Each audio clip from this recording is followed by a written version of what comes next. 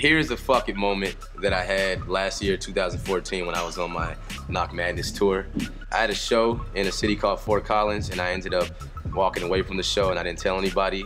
I was backstage, Dizzy Wright was on stage performing, and I just didn't feel like performing that night. But I was emotionally wrecked a week and a half prior to that happening, and it was just building up to that, where every day I just kept saying, man, I can't do this, I can't do this, I can't do this, to the point where I just walked away. And I didn't want to tell anybody I was gonna walk away because I knew they were gonna try to stop me, and I didn't.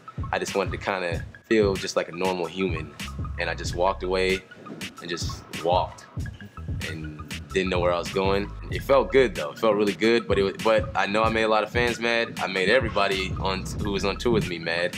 But I just had to do it for myself. So that was a strong fucking moment. I had to deal with it the next day once I turned my phone back on and got all these text messages and phone calls. I just feel like I just had to do me for that moment in time. Another fucking moment that doesn't necessarily, it deals with music but not in that same way, is I just said fuck it and locked myself in my basement and I told myself I wasn't gonna come out until I made it or made some type of progress in my rap career, and friends are gonna be put to the side, everything. I asked my mom if she could hold me down on the rent until, you know, things started popping off. I just had to say fuck it, fuck the rest of the world, I gotta work on me, and that's what I did.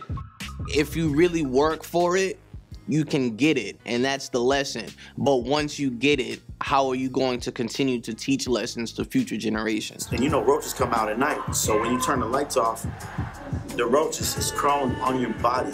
And they say, yo, the music's wonderful, and then the butt is a whole bunch of stuff you didn't even know about.